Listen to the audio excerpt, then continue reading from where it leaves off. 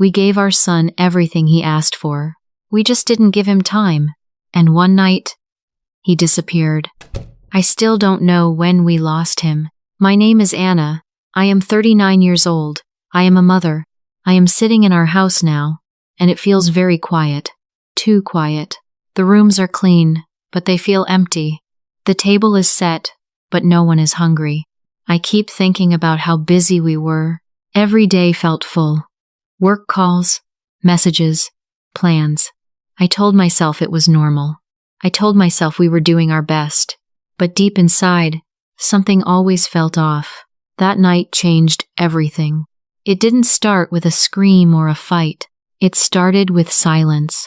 A door that didn't open. A phone that didn't ring. I thought I had more time. I thought later was safe. Now I know I was wrong. When Leo was born, everything felt simple. I remember holding him and making a quiet promise. I told myself, I will give you a better life.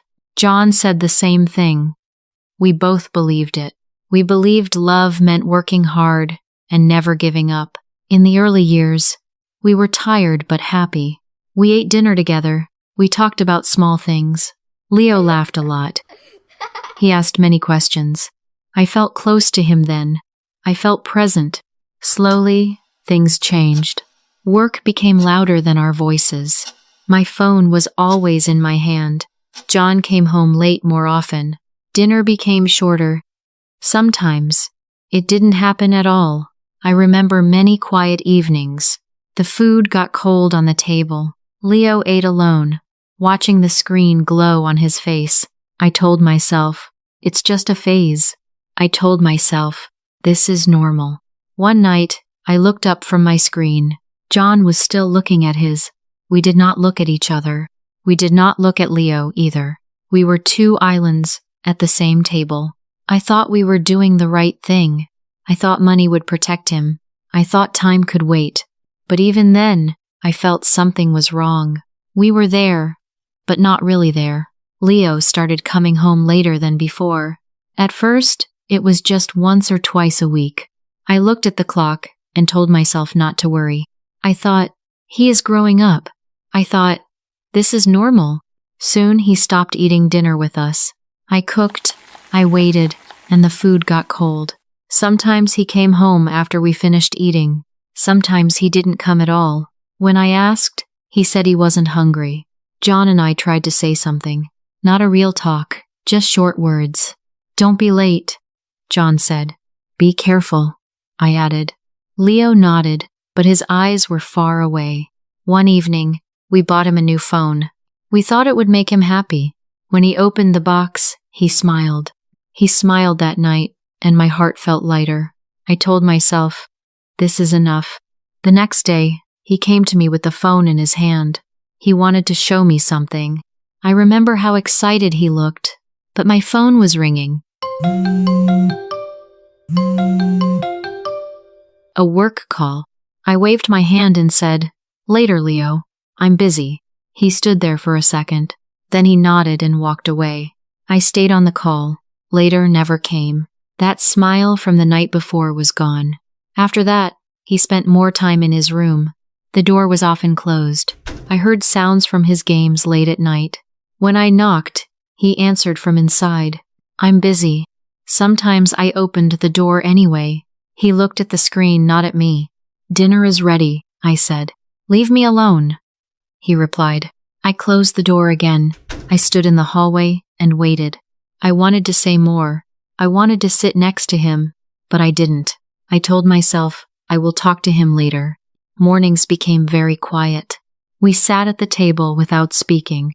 The clock ticked on the wall. Leo grabbed his bag and left early.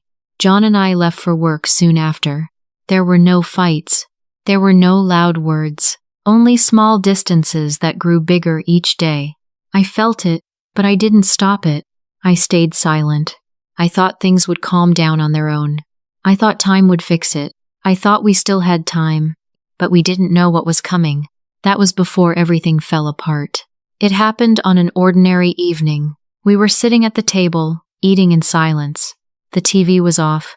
The room felt tight and heavy. Leo suddenly looked up at us. His voice was calm, but his words were sharp. You don't know me. My hand froze in the air. I was holding my fork, but I could not move. I wanted to say something. Anything, but no words came out.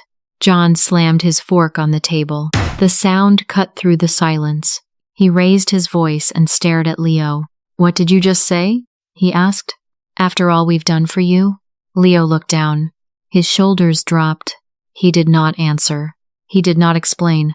He just turned away from us. John let out a long sigh. The anger left his face as fast as it came. He leaned back in his chair and said nothing more. No one spoke after that. The room felt colder than before. I sat there, very still. I felt my heart beating in my chest.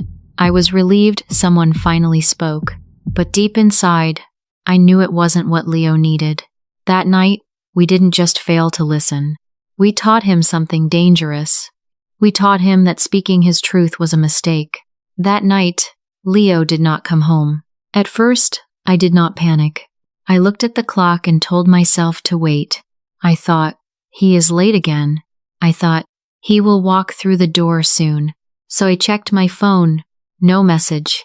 I checked it again a few minutes later. Still nothing. I felt my stomach tighten. I should have stayed, I whispered to myself. I sat on the couch and stared at the door. I should have asked, I thought. My hands felt cold, even though the room was warm. I kept listening for footsteps that never came. An hour passed, then another. I stood up and checked the door lock. Just to be sure, it was still locked. I turned off the porch light. Then I sat back down, closer to the door. I stood up and walked to the window. The street was quiet. Too quiet. I felt my heart beat faster with every minute. I picked up my phone and called Leo. It rang once. Then it went silent. I called again. The screen went dark in my hand. My fingers started to shake. I sat down slowly, as if my legs forgot how to work. I did not cry. I could not move. I just sat there, waiting. Where is my son? I said out loud. The words sounded strange in the empty room. I said them again, softer this time. No one answered. I looked at my husband. John was standing near the doorway. His face was pale. For the first time in years, he was not looking at his phone. He was only looking at the empty space where Leo should have been. We did not talk. We did not touch each other. The house felt very still. Even the clock seemed quieter than before. I felt the silence press down on my chest. I stood there and took a slow breath. My shoulders felt heavy. My mouth was dry. I felt small in that moment. I felt like time had stopped, and I was stuck inside it. That was the night everything broke. After that night, the house did not feel like a home anymore. I stood in the living room and did not know where to go. My body felt frozen, as if my feet were stuck to the floor. I stared at the wall for a long time, but I did not see anything. My thoughts came and went, slow and heavy, without clear words. John's voice reached me from far away, but the words did not make sense. I sat down and held my hands together, trying to force them still. I did not feel like myself anymore. My breath felt short, and my chest felt tight. I whispered Leo's name once, very softly, as if he might hear me from somewhere. The room answered with silence, and that silence felt louder than any sound. At some point, my strength left me. I leaned forward and rested my arms on my knees. My head dropped, and my shoulders collapsed inward. I did not cry yet. I did not scream. I just stayed there, empty and still, feeling the weight of what we had lost pressed down on my body. The next morning, I walked into Leo's room for the first time. The door was open, but the room felt closed and empty. His bed was still messy, just like he left it. I stood there for a moment and listened, hoping to hear a sound. Nothing moved, and nothing answered me. I started to clean the room slowly. I folded his clothes one by one and placed them on the bed. When I picked up his shirt, I stopped. It still smelled like him, a mix of soap and something that was only Leo. I held the shirt close to my chest and closed my eyes. "I'm sorry," I whispered into the quiet room. My voice sounded small and weak in the air. I waited for something to happen, for a sign, for a sound. But the silence stayed. That silence was the only answer I received. Weeks passed after that night, but time did not bring peace. John and I stayed home more often than before. We came back earlier from work, and our phones stayed on the table, untouched. We talked a little more, but our words felt careful and slow. I often thought, this is what we should have done before.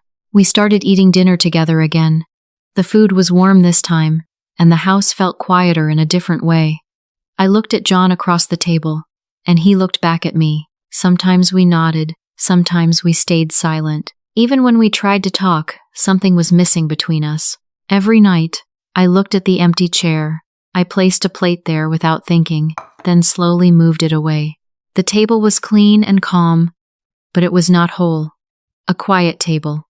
One empty chair. Love is spelled T-I-M-E, not M-O-N-E-Y. I say this now because I understand it in a different way. Love is not gifts or long work hours. Love is being there, even when life feels busy. Love is listening when someone tries to speak. Love is sitting at the same table and looking up from the screen. Love is choosing presence, again and again, in small moments. Time does not wait, and words do not come back once they are lost. What we give our time to shows what we truly care about. If you are a parent today, life often feels full and rushed. You work hard, you try to provide, and you want the best for your family. But this story is a quiet reminder that presence matters more than gifts. Being there, even for a short time, can mean more than anything you buy. Listening, without checking your phone, can change how a child feels inside.